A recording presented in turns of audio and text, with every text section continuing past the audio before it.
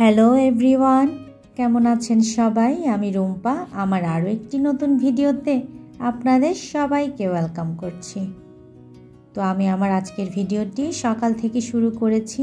তো আমার বারান্দায় আজ অনেক জবা ফুল ফুটেছে, প্রায় 4-5টার মতো। তো আমার একটি বারান্দা পুরোপুরি ফাঁকা, আর এক বারান্দায় আমি গাছ রেখেছি। তো এক বারান্দা থেকে আরেক বারান্দায় দেখছিলাম এতক্ষণ। তো সকালবেলা ফুলগুলো দেখে এসে সকালে নাস্তাটা রেডি করে নিচ্ছি। আগে প্রথমে আমি চিয়া সিডস খেয়ে নিয়েছি উষ্ণ গরম পানি দিয়ে আর লেবু চেপে। তো এখন ওদেরকে নাস্তাটা দিয়ে দিয়েছি। তো আজকে ছেলের জন্য একটু ভাত রান্না করেছি, কালকে রাতে সে ভাতটা খায়নি, তাই সকালবেলা উঠে আগে ওকে ভাত রান্না করে দিয়েছি। তারপর আমি একটু চা, ডিম আর ব্রেড খেয়ে নিয়েছি আজকে।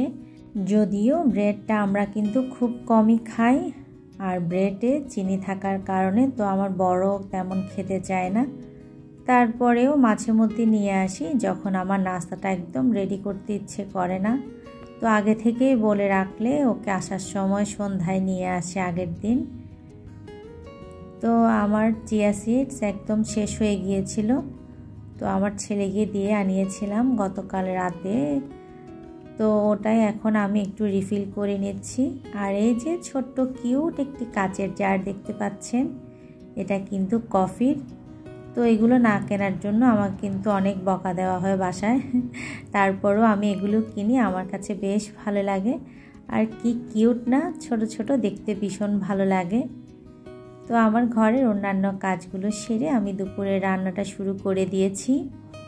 আর হ্যাঁ, যেসব আপু ভাইয়ারা আমার ভিডিওটি দেখা শুরু করেছেন, আপনারা প্লিজ আমার ভিডিওতে একটি লাইক দিয়ে আমার ভিডিওটি শেষ পর্যন্ত কন্টিনিউ করবেন। আর আজ মনে হয় আমার ভয়েস দেওয়ার সময় একটু বাইরের নয়েজ আসছে, আর আমার ভয়েসটাও একটু অন্যরকম লাগছে। আসলে আমি বাসার বাইরেই ভয়েসটা দিচ্ছি। আর আজ আমি কোথায় বসে ভয়েসটা দিচ্ছি তা একটু পরে আপনাদের সাথে আমি শেয়ার করব। আর ভিডিওর এ পর্যায়ে আমি এখন দুপুরের জন্য রান্না করছি। তো আমি এখানে শিমের বিচি আর শুটকি রান্না করব, দুটো বেগুন কেটে। এজন্য শুটকি আর বেগুনটা আগে একটু কষিয়ে নিয়েছি। তো শিমের বিচি আর বেগুনটা কষাতে বসিয়ে দিয়ে আমি এইদিকে একটু মাছ রান্না করব, তার জন্য ভালোভাবে মশলাটা একটু কষিয়ে নিয়েছি। তারপর পাশের চুলায় শিমের বিচিটাও আমি এখন দিয়ে দিলাম। আর এ পাশে আমি ইলিশ মাছ রান্না করছিলাম। তো আমি সর্ষে ইলিশই রান্না করছিলাম, কিন্তু একটু লাল মরিচও দিয়েছি। তো আমার বর সর্ষে ইলিশটা তেমন খেতে পছন্দ করেন একটু লাল মরিচ যদি না দেই, তার জন্য একটু লাল মরিচ দিয়ে আমি আর সর্ষেও দিয়েছি, ইলিশ মাছটা রান্না করে নিয়েছি। এইদিকে আমার দুপুরের রান্না প্রায় শেষ, একটু আপনাদেরকে দেখিয়ে দিলাম। তো এটা হচ্ছে আমার পরের দিন সকালের ভিডিও। তো গতকাল হঠাৎ করে প্ল্যান হলো যে আমরা বান্দরবন ঘুরতে যাব। তো তাই আর কোনো ভিডিও করিনি ওই দিন, আসলে হঠাৎ করে প্ল্যানটা হয়েছে। তো অনেক ভোরে আমরা উঠেছি, ভোরে উঠে আমরা নিজেরা হালকা নাস্তা করে তো বান্দরবনের উদ্দেশ্যে রওনা দিয়েছি। তো এটা যখন আমি ভিডিও করেছি তখন একটু একটু সূর্য প্রায় উঠছিল, আর প্রচণ্ড পরিমাণ কুয়াশা ছিল। তো এটা অনেক বড় একটি ব্রিজ পার হচ্ছি আমরা, আর অনেক দিন পর আমরা দূরে কোথাও ঘুরতে যাচ্ছি বা কয়েকদিন থাকব। তো আসলে এই 2 বছর আসলে আমাদের তেমন ঘোরাঘুরি হয়েছে, কিন্তু কাছে হয়েছে, তেমন দূরে কোথাও হয়নি।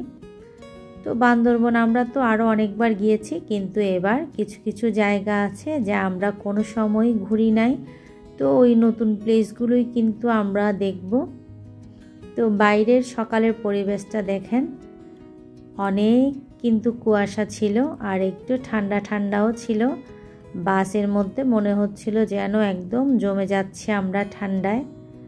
তো আমার পরবর্তী ভিডিওতে আমি শেয়ার করব আমরা বান্দরবনের কোন জায়গায় ঘুরেছি, কোথায় বেরিয়েছি, কোথায় থেকেছি, তো সবই আপনাদের সাথে শেয়ার করব। তো এই যে সকালবেলা দেখেন অনেক রাতে অনেক তাড়াতাড়ি আমরা কিন্তু ঘুমিয়ে পড়েছিলাম। আর আমার মুখটা তো এখনও ফুলে আছে।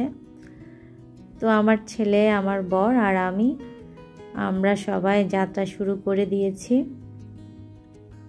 আর ওরা বলছিল তোমার ভিডিওতে তো আমাদেরকে তেমন আনো না, তাই ওদেরকেও নিয়ে আসলাম আমার ভিডিওতে। তো যাই হোক, আমরা গল্প করতে করতে বান্দরবনের উদ্দেশ্যে রওনা দিয়েছি।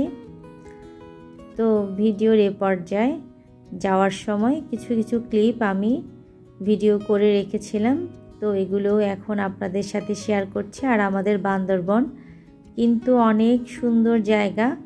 চট্টগ্রামে যারা আছেন তারা তো জানেন বান্দরবনের সৌন্দর্যের কথা, আর যারা পাহাড় প্রেমী রয়েছেন তাদের জন্য তো খুব সুন্দর একটি জায়গা চট্টগ্রাম, বান্দরবন। তো আমরাও আমাদের গন্তব্যের দিকে পৌঁছে যাচ্ছি। আর এখন বলছি আমার ভয়েসটা কেন এরকম, আসলে আমি এখন বান্দরবন হোটেলেই আছি আমরা। তো আমি হোটেল থেকেই ভয়েসটা দিচ্ছি। আর জার্নিংয়ের কারণে আমার গলাটাও একটু ভেঙে গিয়েছে ঠান্ডা গরমে। তো বান্দরবন রওনা দেওয়ার জন্য ভোর 4টায় ঘুম থেকে উঠেছি। তো বাসের মধ্যে আমি প্রায় অনেকক্ষণ ঘুমিয়ে নিয়েছিলাম।